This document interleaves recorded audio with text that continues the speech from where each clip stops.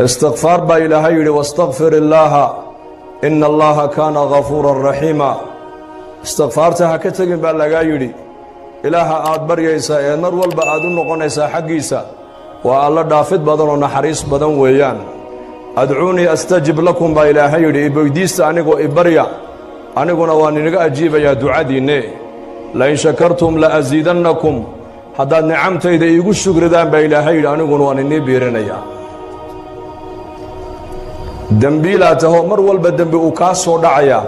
marka istighfaarta ha ka tagin mar walba waxaa tahay mid baahan baahidaada ilaahay u sheego ilaahay bari oo saacadaha ducada la aqbalee ducada ilaahay aqbalo ee axaadiista nebigeena calayhi salaatu wasalaam nebigu noogu sheegay xilliga ilaahay bari oo baahidaada ilaahay u sheego salaada markii laga baxa ducada waa la aqbalaa roobku markuu da'ayo ducada waa la aqbalaa maalinta jumcada saacata ijaaba ku jirta habeen walba waxa uu nabigu noo sheegay inay ku jirto saacad ilaahay tabaaraka wa tacaala uu ducada aqbalayo uu leeyahay ayaa waxay weydiisanaya hansiiye ayaa toobadkeena toobadahan ka aqbale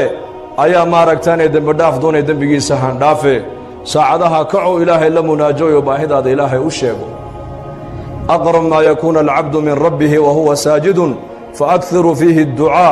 فقيمن أن يستجاب لكم النبي عليه الصلاة والسلام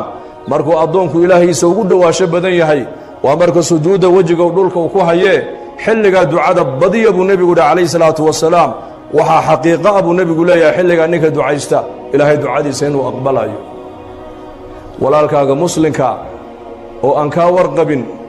ودو دعايسا بظهر الغيب أدو دعايسا ودي إلهي إيمان ويديسا هداية إلهي ويديسا توفيق إلهي ويديسا برواق إلهي أدو ويديسا عفماد إلهي أدو ويديسا تاسانا وقو إجابة دوب النبي عليه الصلاة والسلام أدو walaalkaaga muslimka aan warkaa qabin markaad u ducaynayso korkaaga malag baa taagan mar alle markaad walaalka u ducaysidba walaka mithluhu malagi wuxuu ku leeyahay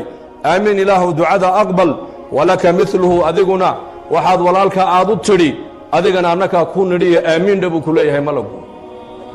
ducadaadaas adiga in la aqbalayo ilaahay baa garan